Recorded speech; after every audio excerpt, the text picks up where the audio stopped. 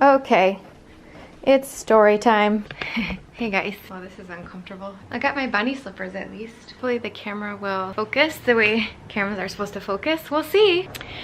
Story time. Okay, here we go. First of all, I don't usually do this kind of video, but I've been wanting to do this one for a really, really long time. And today, right now, we are in the final day of the 21-day challenge registration being open. So I'm kind of in this place of just starting to relax, starting to, you know, be able to be more creative and stuff. So I thought I would share this with you. I've been actually asked about this story a lot, and I share this a little bit in detail sometimes, but usually when I'm marketing a 21-day challenge, and I've never actually just given my whole kind of weight loss story on my YouTube channel. So let's do that. We are in my messy house. Behind me, you can see a bunch of books I haven't read yet. This is a new Play-Doh set for my daughter. Those are all her jackets and coats and shoes that she doesn't fit in anymore. The kitchen table, you can't really see it, but it's filled with a bunch of crap. This is our changing table. And I didn't change anything for this particular video, so welcome to my house. Let's settle in and talk about this. Okay, here we go. I was born in Michigan in a relatively small town. You know, this is the Midwest. So in the Midwest in the United States, we are often known for eating pretty heavy, processed, standard American diet type foods. And this is what I was raised on. At the time, I was born in 82, so I'm 37 now, and at the time, in the 80s, the US was all about fast, convenient, processed foods. We were just coming out of this whole TV dinner era, right? So frozen meals. Then like the diet industry was exploding, so you had things like, I think Weight Watchers was around back then. Whatever, I don't know exactly the years or whatever, but at least this was the time where these things started to get really popular. These jazzercise things, whatever, people are really getting into like fitness and dieting, and then the whole like low fat craze happened in the 80s, I believe it was, and it just kept going and going and going. So this really shaped the state of the United States food sort of system or society, right? And so I was born into that, and also in a not very healthy part of the country. So we're known for like cheesy casseroles, if you can imagine, right? Like these big casseroles with, like, it doesn't matter what you put in it, as long as it's got cheese on it, it's gonna taste fine, right? This comes so much from lobbying and just the cheese industry, the dairy industry, right? Becomes so popular about these things, saying that like milk, it does a body good. You know, you need protein. These messages start to get a lot more saturated in our society. And at the same time, you've got this low fat craze where people are thinking that in order to be healthy and lose weight, you've got to cut down on your fat. Like that's the way to lose weight. That's what the whole industry was thinking and saying at the time. There's a very complicated reasons why all these things happen, but that's the society that we were in when I was born. So mothers at the time, and my mom was amazing, they were given this message of cheesy casseroles, right? Like, make it easy. Here's all the recipes that were being passed around. And then when this whole low fat thing starts happening, it even gets even way more complicated and confusing for everyone to decide what's right, you know?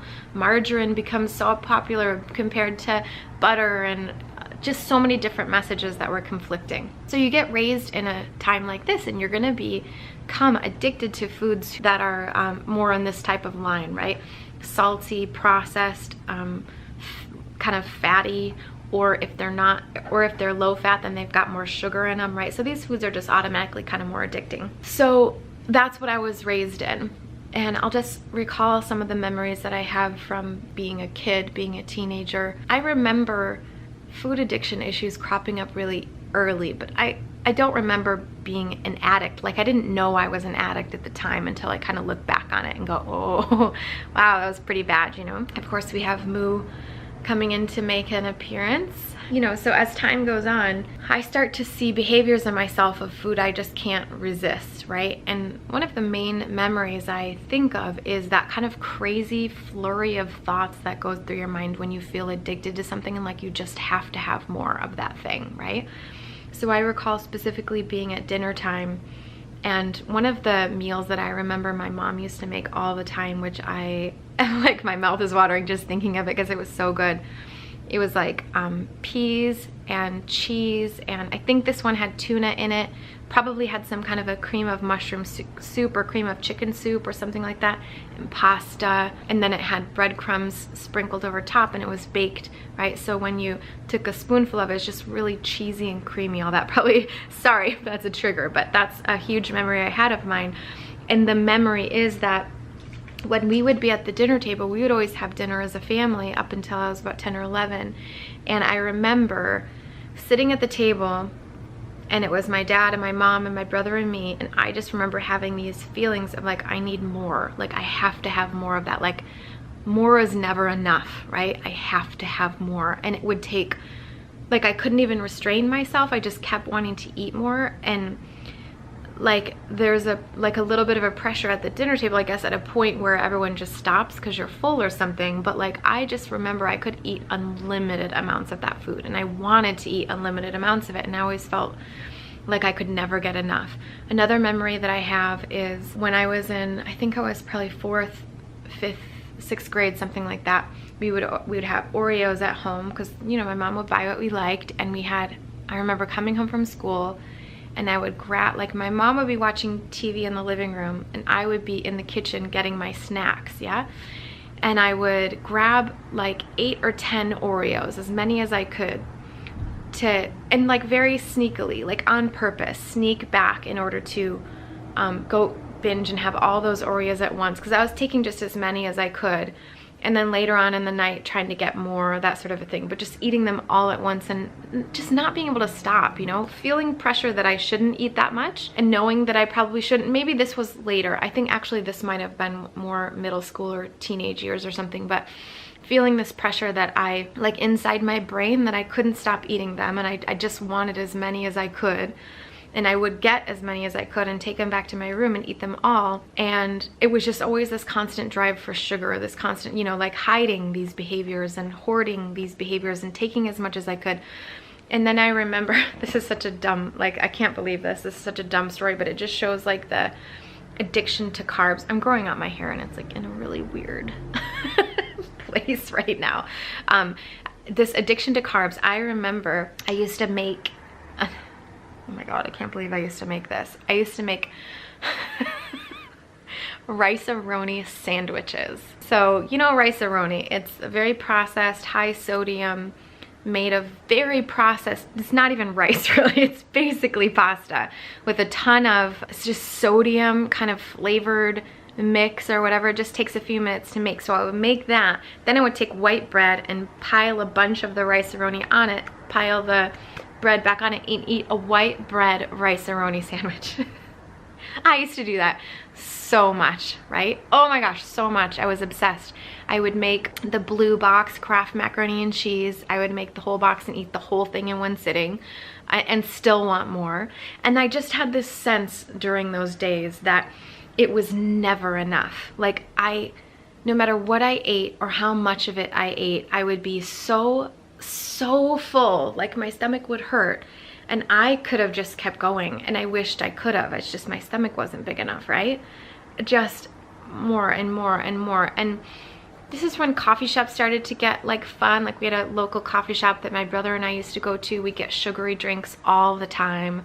We would just hang out there for hours and just get more and more sugary drinks, just basically sugar water, and just so many things like this. Like the whole society was based on this, right? Like all of the families used to eat this food, and whenever there was a celebration, it was always based on these kinds of foods, just nothing that was based on nutrition. I could talk about my weight a little bit. So I was always kind of like the chubby girl, right? Like I never felt slim. I wasn't obese when I was younger, and I wasn't obese up until like my pregnancy, honestly. But I was always chubby. I was always 30 to 40 pounds overweight. Now some of you are gonna look at me and go, oh, you were never overweight. You know, that's never an issue. But I actually was, and health-wise, I was always 30 to 40 pounds overweight.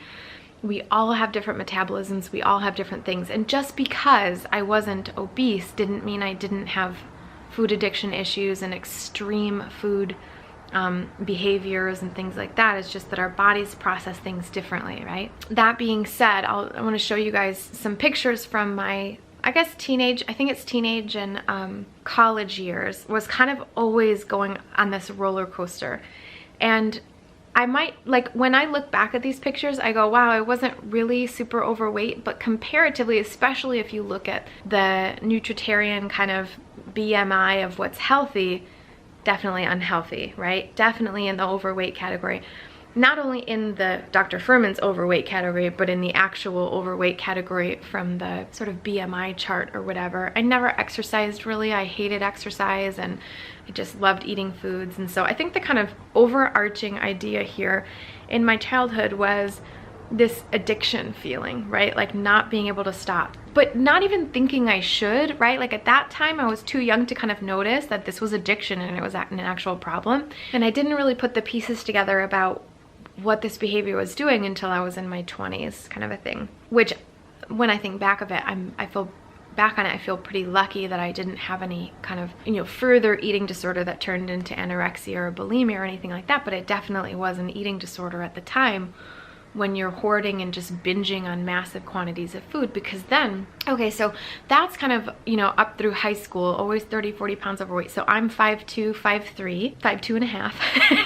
And all throughout high school, I was around 150 to 155. So that's definitely in the overweight category, especially for that height. Well, I remember back when I was around 16 or 17 and I got my license, my driver's license, and I got a car, this old, Thunderbird. It was a really crappy old car, but it was my car. And I felt like the minute I got that, I was so excited because I could finally, and I had like a little job. I was actually working at Papa John's. I had a lot of jobs when I was younger, but at this time when I got my license stuff, I was working at Papa John's, this terrible, you know, fast food pizza place kind of a thing in the US. And I remembered thinking like, this is so great because I'm making money and I can eat as much pizza as I want and I can have as much bread as I want and I can use my money to like buy as much snacks as I want to, like as many snacks as I want. So that to me felt like real freedom, and I started to get really excited about that freedom, which I can see now started to create a lot of the patterning of excitement about being able to eat whatever I want and doing things when people weren't looking. So this started to create this kind of behavior. But then that also, and you know, I was always hiding food, keeping food in my room, stuff like this. Whenever my mom was gone working or something, I would be at home. Oh my gosh, I can't tell you how many times I made what they call puppy chow, which is like Chex Mix and peanut butter and chocolate and powdered sugar. How many times I made that. I remember some of my buddies and I in high school, I don't know if it was once a day, I can't remember, it was at least once a week, we'd go to Wendy's and get Frosties and just fries and Frosties and just always junk food, Taco Bell, never anything healthy. Like I just was never interested in eating healthy. So then I go to college. I went to college at NYU, so I moved to Manhattan and I paid for it all myself, by the way. We were not rich. I was in debt for years of my life, but I did it all myself, surprisingly. And that's a whole other story in itself. But so I went to NYU, lived in Manhattan. It was all loans basically, and it took me 11 years to pay off. But I remember when I got to NYU, it was another feeling of like, oh, this is so good, I'm on my own now, I can do whatever I want. But at this time, I was 17 when I moved there, 18 when college started. I remember starting to have these feelings because I moved into this dorm in the Brittany Hall, which was on Broadway and 10th Street, and I moved into a room with 4 other girls. 2 of them were from LA, one was from Italy, and one was from Jersey, and they looked, every single one of them looked like a model. Every single one of them. They all had like perfect bodies or very skinny, and it was like the first time that I was, and I was rooming with these people, right? So it was the first time that I was really confronted with being such an outcast, because they were very, like, if you think about it, they were very sort of metropolitan, right? LA, then Jersey's right by New York, and then you've got someone from Florence, Italy. So they all kind of knew this worldly stuff, and here I am. And honestly, I felt like such a, like a country girl or something, because I had a really strong Michigan accent. Like it was so strong, and I had no idea. My roommates used to tease me about it. And I just watched how they carried themselves. I watched how interested in fashion that they were. Like they all knew a lot about fashion. I didn't know anything about fashion. Like not the first thing. It's funny actually, because I remember my roommates actually introduced me to the idea of a hair straightener. I didn't even know that it existed. I didn't even know it was a thing. I didn't know that girls already knew how to use it. Like, I didn't know why you would even do, like, I had no idea about any of these things. I didn't know that you could like blow dry your hair into like straight. Like, I had no idea about any of these things. And I actually love that I came from that, because I felt like very innocent. Like, now that I look back on it, I'm like, oh, that was so cool that like I was so innocent. Like, look how much I had to learn, you know? And so I remember one day they like took me under their wing and they showed me how to straighten my hair, and I was like, I went out and bought one immediately. I was like obsessed, you know. It just was it's such a different world for me. But at the same time, this is when I started to think like, oh, wait a minute. I started to think about my eating habits as like, wait a minute, other people don't eat like this too. I didn't get it. I remember, oh my gosh, I had this like amazingly strange foreign type of a roommate. This girl that I was in the room with. She was so great, but like so LA and just so foreign to me. I remember one day, she was just so kind of like kooky. She came home, she was eating, she had a box of seaweed snacks, right? Like, and now they're very common to eat as snacks and they're delicious and I love them, but she had a box. I've never seen it before. I was like, what the heck is this, right? But she's from LA, so that kind of food was very common over there. This was back in the year 2000, so this was before the real health craze came up or anything like that. And so she was eating these seaweed snacks, and I just remember her eating these snacks, and it's like paper, right? She's like eating paper. She had like a little box of them, was probably a total of like 10 calories, and she goes, oh, I'm so full. I just remember her saying that. I don't know why she said that, because clearly the seaweed snacks did not make her full. Maybe she ate out before that, I don't know, but like she said this thing that clearly stuck with me really hard, that like, how could you be full from a thing of seaweed snacks? And before this, I had never encountered anyone who ate so little and was so little and had so much like control or something. So here's the thing I was up against, was I was with all these girls who had totally healthy, totally normal BMIs, and here I am, like I'm wearing bandanas and overalls. I have a really, cause like those were cool at the time, you know. I have a really strong Michigan sort of Canadian sounding accent. I sound like, and I actually really don't know much about the world or anything. And so I go into this metropolitan place with this dorm with these girls who like just knew so much more than I did. And I was like, whoa, I have a lot to learn. So that also opened me up to the idea of more healthy eating. So I remember going to one of the dorm like cafeterias one time with one of my roommates, a few of the roommates actually, and I think one of the girls, she ordered a salad and she got a bunch of like chickpeas and onions and things on it, and I've never had food like that before. And I just was like, wow. I remember having a thought of like, there's pasta dishes, there's pizza, there's all these other things here. Why would you choose that? And it was just going through my mind, like, why would she choose chickpeas and lettuce when she could have pizza, or she could have this, or so I started to open my mind up about this. And I actually have vlogged about this before, but I had a boyfriend just after this.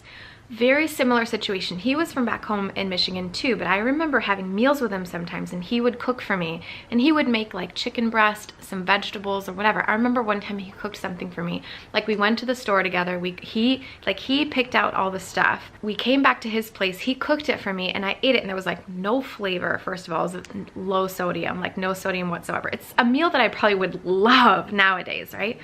But he cooked it for me and we ate it, and in my mind I'm going like, oh, why does he like this? Like how? And I said to him out loud, I'm like, don't you need some salt or something like that? Like, don't you need more flavor to this? And he just looked at me like I had two heads, like, what do you mean? This is really good, you know? And I said to him, I remember saying at the time, like, if you could make anything you wanted, why would you make this? Because it was just me and him at the time. His parents weren't even home. We just were having dinner or whatever. We were young, we were probably like 19 or 20 or something like that. And I remember like saying to him, and I'm thinking in my head, like, you could have macaroni and cheese, you could have burgers or pizza or something. Like, why would you choose to have chicken and vegetables? Like, it's so boring, it doesn't taste like anything.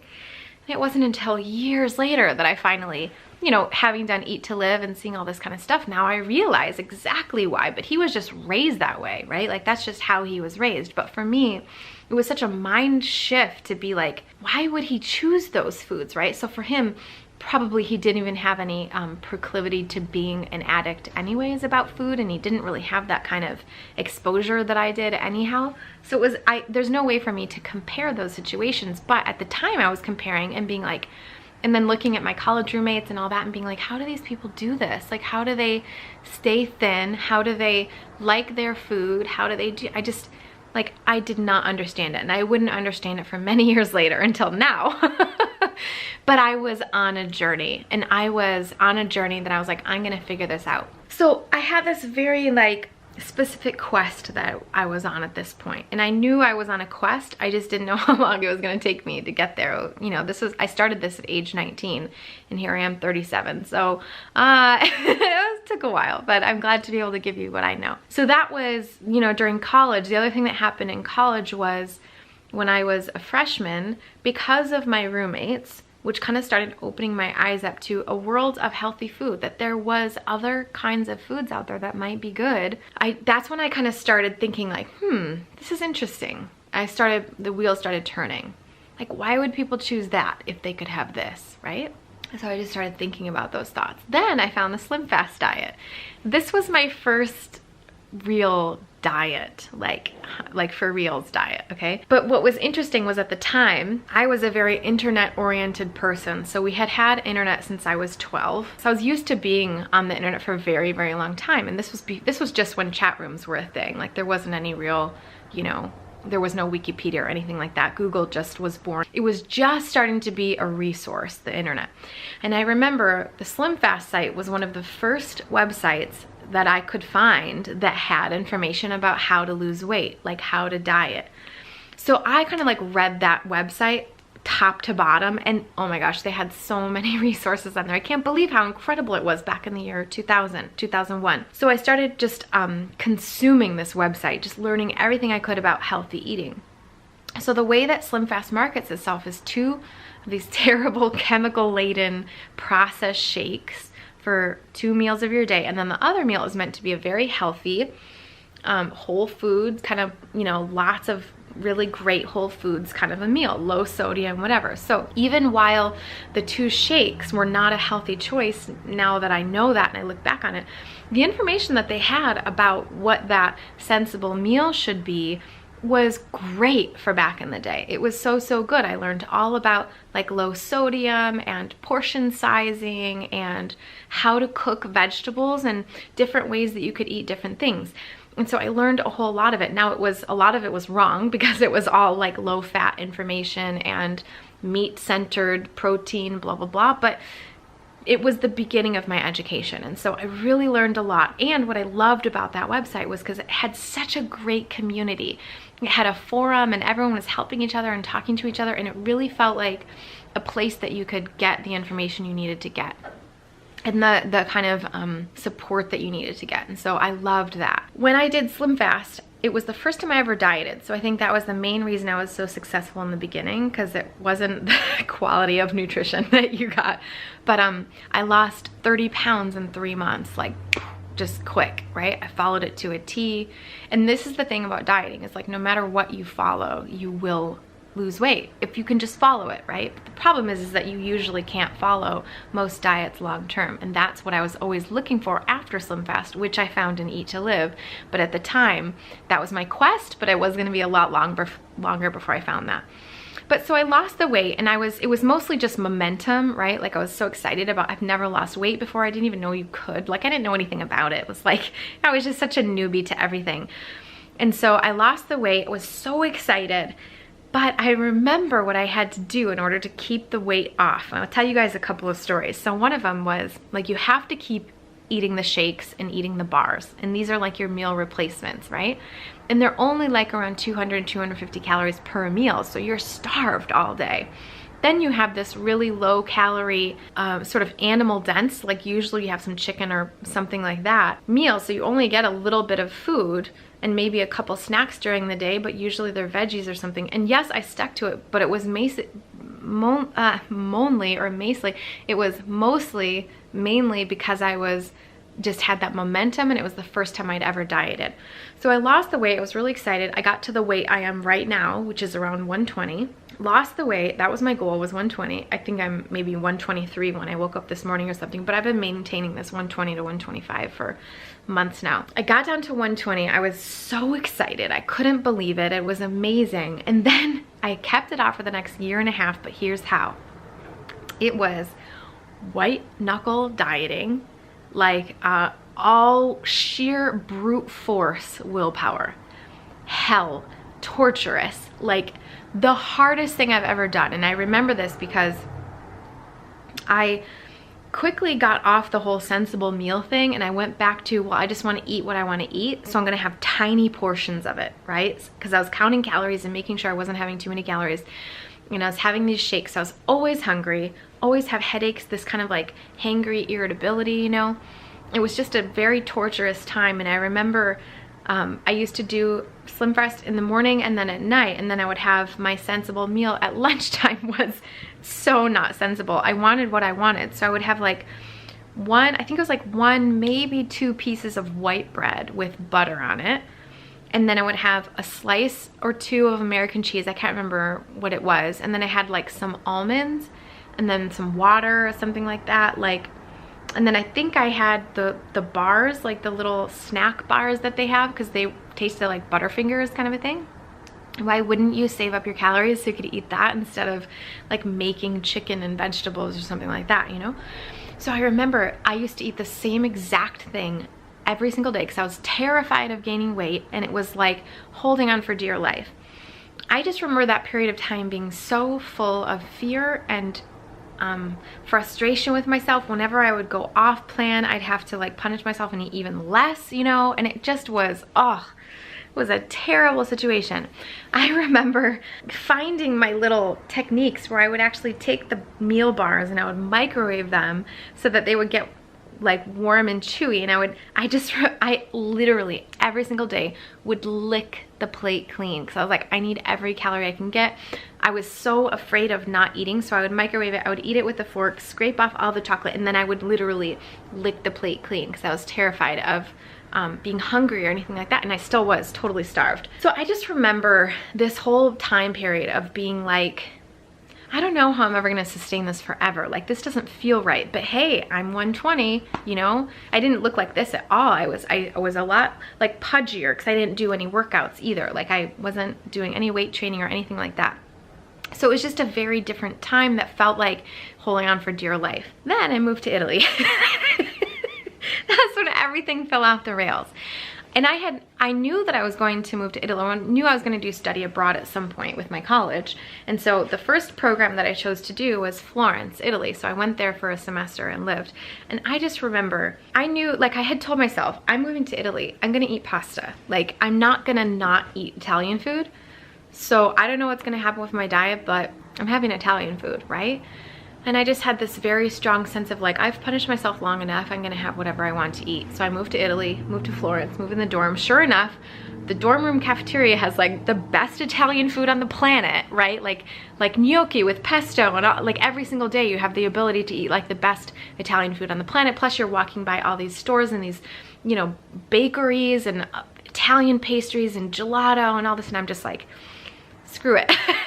You know, and plus I can't get Slim Fast in Italy, so then I can't just like take it all with me, right? It's too heavy to take all that for a full semester or whatever. I was like, I'm gonna gain the weight back, and sure enough I did. Within just 3 months I gained 15 pounds, just like that. And I remember buying a pair of jeans in the first semester, and I couldn't believe I could fit into that pair. I was like, I had this feeling of like walking into an Italian store and like being able to buy a really small pair of jeans, and I was like, yeah, this is me, like I'm so proud of myself or whatever. And then within a week I couldn't wear those jeans ever again. I kept those jeans for so long because I wanted to get back into them, and it never happened. I had to throw them out. And then, so that's my Italy story. And then the next semester, so by the way, the timing of this was right after September 11th. So I lived in Manhattan when September 11th happened, and it kind of shook me. So I ended up taking a year off of college in the middle. then I still didn't want to go back to New York City after that. So that's when I studied abroad. And after the first semester in Italy, I still didn't want to move back to New York City. So I took another semester and I went to Paris for a semester. I was so lucky to be able to do these things. But keep in mind, I was in complete debt and it took me like more than a decade to pay all this off, but I ended up paying it off anyways. But so I moved to Paris and same exact thing. Here I am up 15 pounds now already. Yeah, so I was probably at 135 or 140 at this time. Moved to Paris, gained another 20 pounds, maybe 15 pounds, but 20 pounds for sure. So I gained every single bit of that 30 pounds that I had lost in just 2 semesters at college. So now I'm probably up at 150, 145, something like that. And I was right back to where I started. Yeah, because Paris, come on. Right? It was croissants almost every single day, baguettes. I was just partaking. I was living in a homestay, so I was with this really amazing grandmother who had this whole French family, and they were just doing all French things, and it was so amazing, but it definitely wasn't diet related. Okay, so gain all the weight back, and then I was at this place where I was like, how does anyone lose weight and keep it off? You know?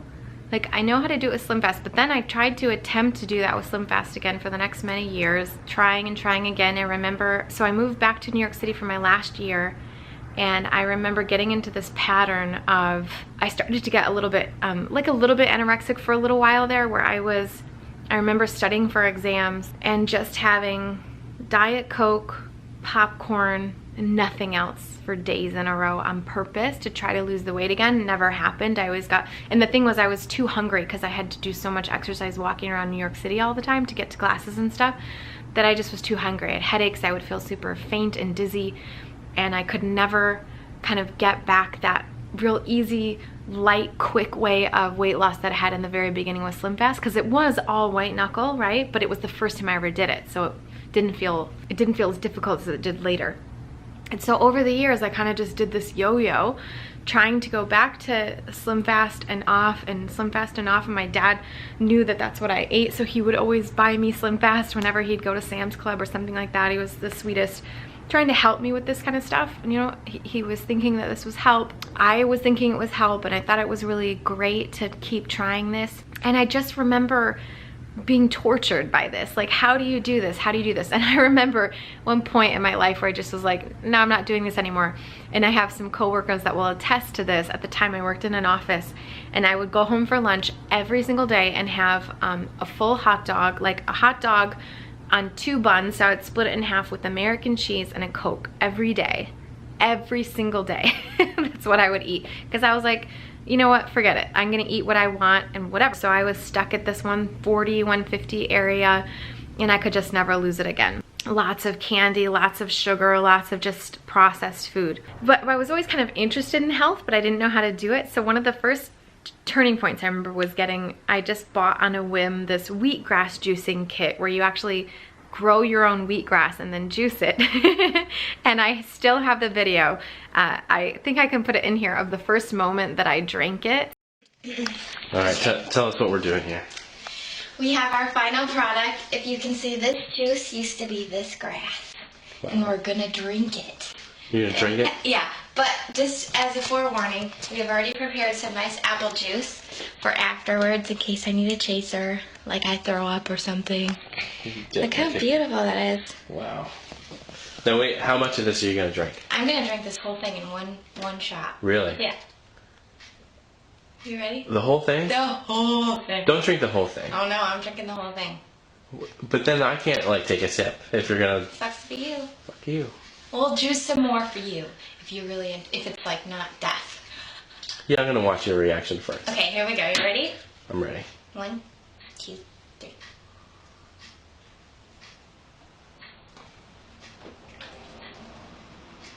That's pretty good, actually. It's sweet. Okay, we're gonna do another ounce for you. Oh no. It's actually pretty good. It doesn't taste bad at all. It doesn't even taste like green stuff. But we're gonna have some apple juice anyways. I mean, you didn't say this earlier because you were all excited about the green juice. Yeah. But this smells like somebody's front yard. No chaser. Just think about it. Sweet. It does have kind of a sweet. Yeah. Aftertaste. Isn't that amazing? This moment, I drink the wheatgrass. It doesn't taste bad. I was surprised at how it actually tasted sweet and yummy and like not that bad, you know? And I was like, oh, this is something I could do regularly. Cool. This was back in the year probably 2005, 2006. And so I had this, but I got so nauseous afterwards because they say if you've never drank stuff like this before, it can be really tough on the stomach to have all this nutrients and stuff on an empty stomach or whatever. And I got so nauseous after that. I felt so sick to the point where every time I drove past a freshly cut lawn for like 10 years after that, I got super nauseous.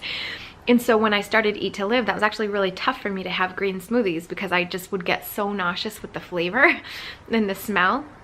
So I had to work up little by little.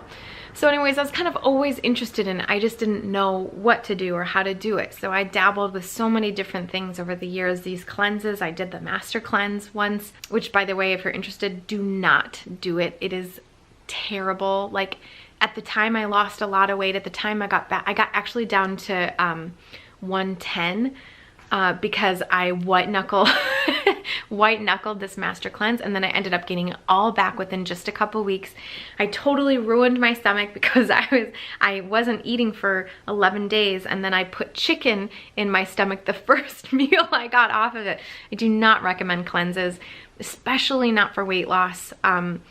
If you're gonna learn how to eat healthy, learn how to eat healthy, right? Don't do it with little one-off things. Learn how to do it for real, yeah? So anyways, I've tried so many different things, different cleanses. I tried fasting a lot, same kind of a thing. I just would end up eating more because, you know, you've got these food addiction issues and these take time to heal. So then what ended up happening was my dad, rest in peace, got diagnosed with cancer in the year 2013. Now this is why I actually started my website before this happened, was because I was such a foodie. I was like so into food. Right at this time I weigh like 140, 150 still. So into food, and I just loved food so much. I was addicted so much. This was the thing I wanted to start a website about. Like I always wanted a website. I wanted to have some kind of a business, but I didn't know what it was gonna be. And I just wanted to do something based on food. So you guys can actually look, and I encourage you not to, but because it's really embarrassing, but you can actually look at my old posts. I've kept every single post up ever that I've ever done. All the YouTube videos, all the blog posts. It's super, super embarrassing. But it's all just about like chocolate cake and random stuff that makes no sense and doesn't matter, but it's all related to food. So I was like, I'll find my niche at some point. So in 2012, I started my website. And then in 2013 is when I found Eat to Live, okay? That is when I found Eat to Live. My father was diagnosed with cancer in February of that year, and a girlfriend of mine who lost weight, her name is Catherine, one of my dear friends, she found Eat to Live and told me about it in March. And I saw her and I was like, oh my gosh, I want results like that, because she had lost a lot of weight. So then I read the book and I was like, oh, this is perfect because it's also about health, right? Like it's, because I was thinking of my dad and he was really sick and whatever. So that's when the whole thing started. That's when my whole transformation began, because I totally bought the messages in Eat to Live, right? I was like, okay, I buy this, let me see if it's true. And so I wanted to use myself as a test case, as a guinea pig, to see if this lifestyle actually worked. And sure enough, within the first 6 weeks, I lost 22 pounds. It was just like Slim Fast, only faster.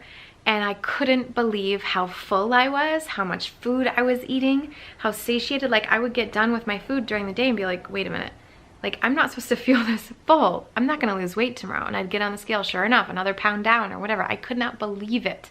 It was just incredible. And I was like, oh, I found it. So then I changed my whole website. My website was like, I'm done with all the foodie stuff. I believe this, I'm gonna teach this, whatever. I had a very strong feeling when I found the book that it was gonna take me about 3 years to get good at it. And it was frustrating because I was like, oh my gosh, it's gonna take forever, you know? But sure enough, about 3 years later, I started to feel a very strong sense of mastery, that I understood.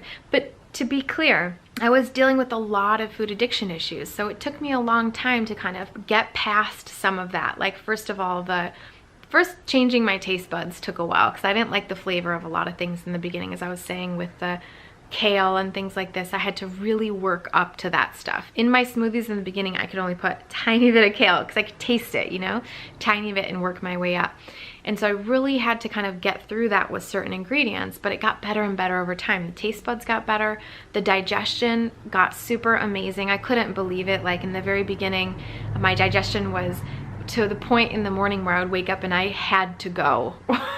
Pardon the imagery or whatever. I had to go so bad because my body was finally getting used to being cleaned out and having so much fiber and all that, that it was so amazingly regular, yeah? So it's having so many different wonderful things. And within about 4 or 5 months, I think it was, I started to have true hunger, where I wasn't getting that shaky irritability anymore, which sounds like a long time, and it was, trying to go through it and stuff. But I'd had that kind of hangry irritability thing my whole life, so it wasn't really anything new, but it was really, really new when I started to not have hanger anymore and irritability. It was miraculous. So as I said, I kind of was trying to use myself as a test case to see if these things were true. Like, could you lose the weight? Could you keep it off? Could it be easy compared to what I'd done before? Could it be this? Could it be that? And it was. It was all of the things, and I couldn't believe it. This is also a very hard time in my life because my father passed then in November of that year from cancer.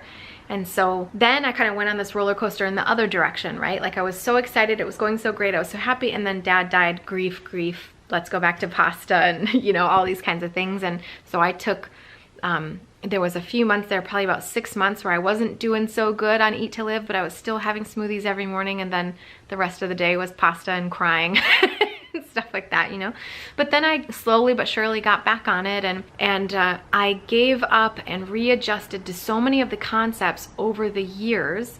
So I started this in 2013, but readjusted to so many of the concepts over the years that they just started to become normal, right? So not having dairy, not having meat, lowering my salt intake. These were all things I didn't do right away. I did it in the very beginning for 3 months right away, but then I kind of played with things for the following years.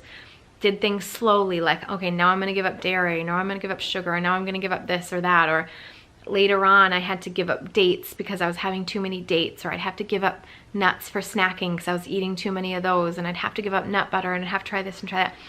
And the way I actually did it was with challenges. So I would challenge myself to do something for, you know, a week or 2 weeks or 3 weeks, or sometimes I would give myself 42-day challenges to get over something. And you can see these on my website. I put so much information about that from the past on my website as well, when I did those challenges.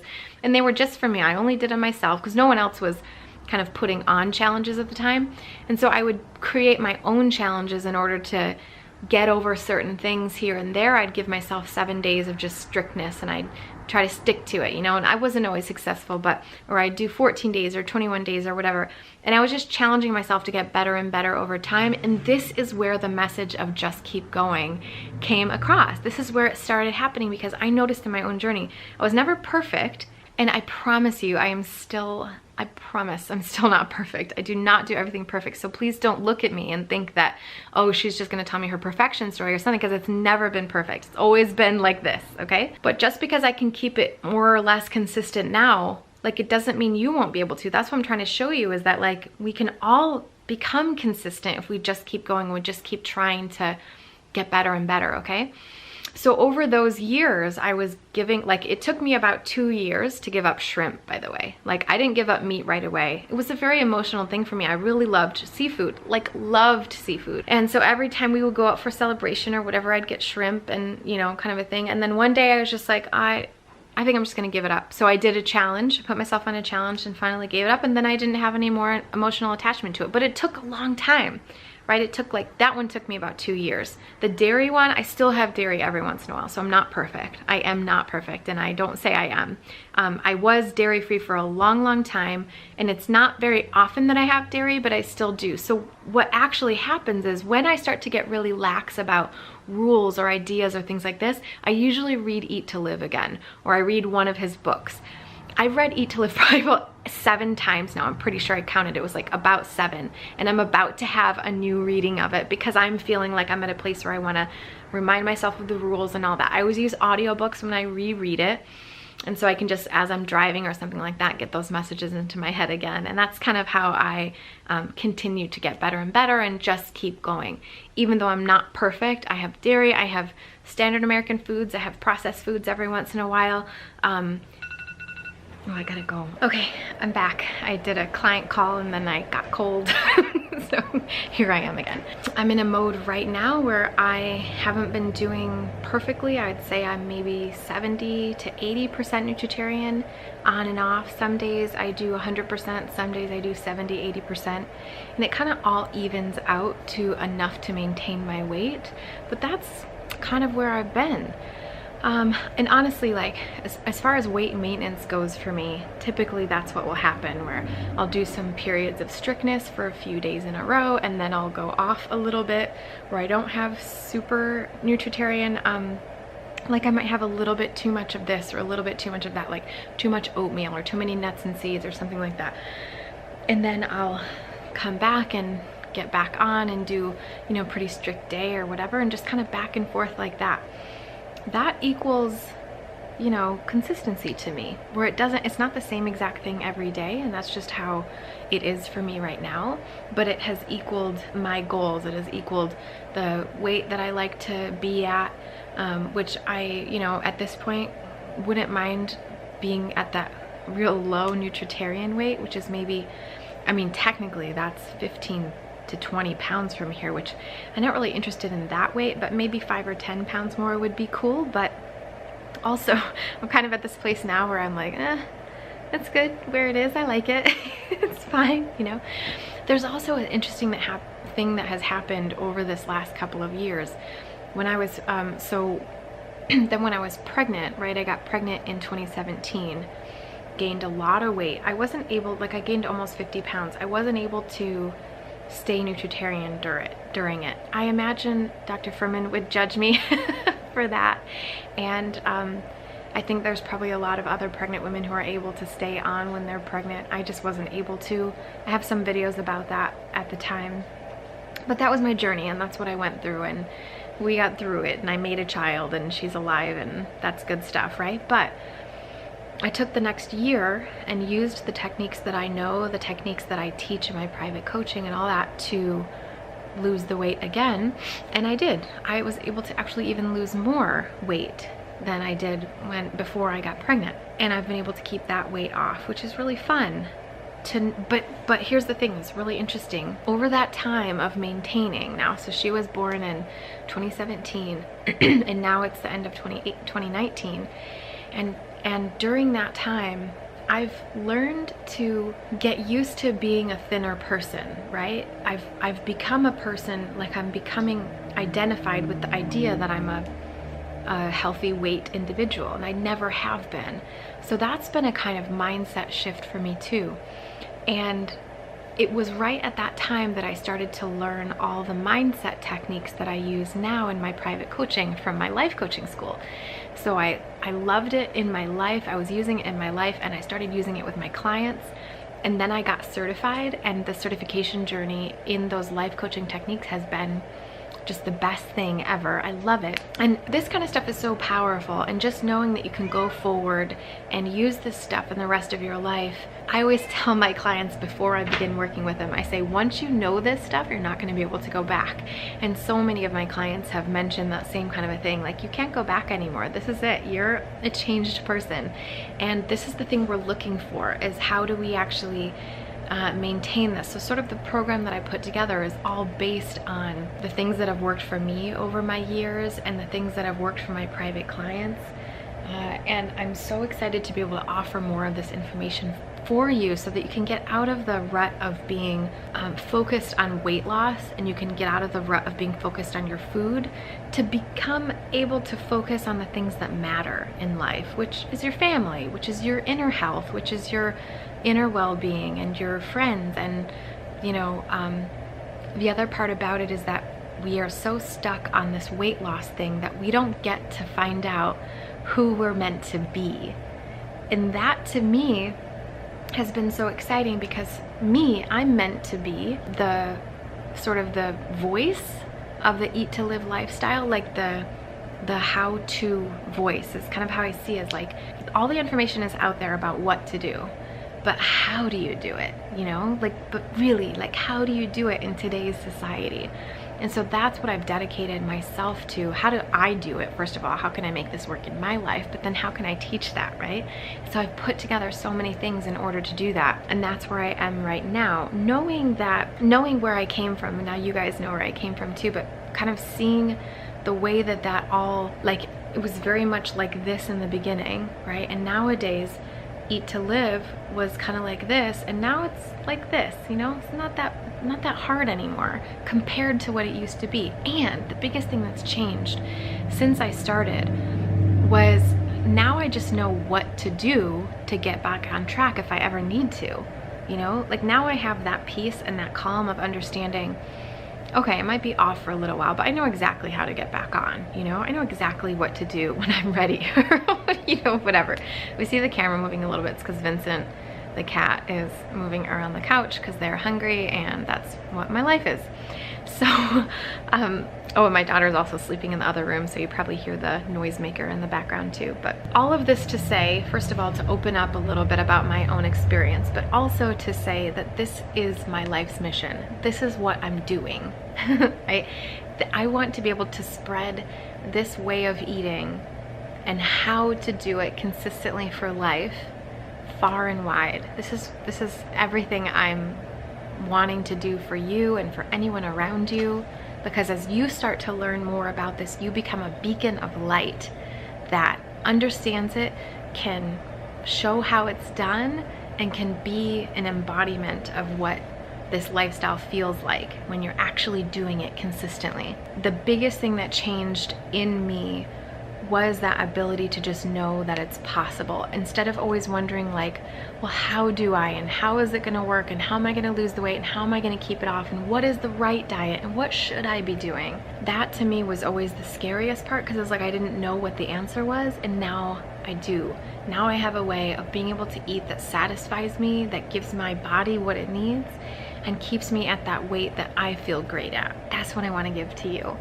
And I hope you'll stick with me on that journey towards this, okay? So this was my food and weight loss journey. It's been pretty intense, right? And I don't always do perfectly. Please believe me when I say that. I think so many of you think that just because I'm at a healthy Nutritarian range weight, that this must be easy for me.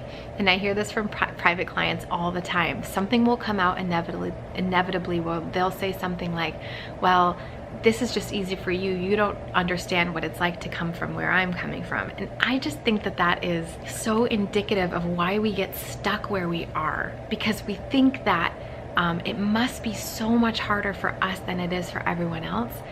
But if I know anything from my private coaching, is that I've been exactly where you are.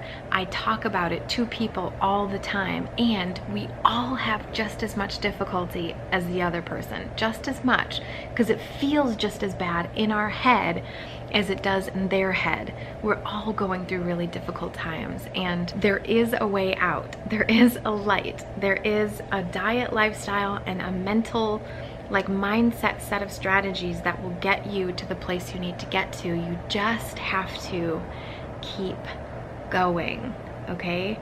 Keeping going can mean lows every once in a while. It can mean it's not working at some points, right? But we just keep going. Then we go back up, we learn a little bit more, we go back down, we learn a little bit more, and we keep going until it's more even and more consistent as we go. Okay, so stick with me. I'm gonna take you there. I know where you're at. I know I've seen it in so many clients exactly where you are. I have experience with people just like you. You're not alone, right? You're not alone. So stick with me. This is what I'm gonna be doing. If you're interested in more information about the offerings I'm gonna be doing, and I'm in the future hoping to do a big kind of like group coaching kind of a thing where we can all get in on this, because I just don't have enough bandwidth right now to cater to everybody who wants private coaching. It's impossible. I was looking at my wait list the other day. I have just, well, way too many people, and I feel guilty every day when someone signs up for my wait list and I can't even I can't even get to them. There's no way I'll be able to. So I have to expand what I'm doing somehow. And I'd love for you to be a part of that. So if you're interested in the upcoming calls I'm gonna be doing or anything to do with weight loss, just sign up. Just put your name in the hat, wateringmouth.com/healthy weight loss, and I will reach out to you as soon as I have something that can be useful for you or beneficial for you. And I thank you so much for listening to this video. It's really, really long. I don't know the last time I've made a video this long with just me talking. So, I mean, we have spanned a whole afternoon of my life. Private coaching call, bunch of work, a bunch of things, cats going starved over here. Yeah, so thanks for spending some time with me. If you have any questions below, let me know. Let me know, do you resonate with any of this stuff? What's the part of this video that resonates with you the most? I would love to hear from you and hear some more details about your journey. And are you ready to start learning how to improve and get better and put this behind you? Let me know in the comments. Subscribe to my channel. Subscribe to the list, wateringmouth.com/healthy weight loss, to find out more about this great stuff I'm going to be putting out for you in the future. Have a great day. See you in the next video. And it will be shorter than this one, I promise. Bye.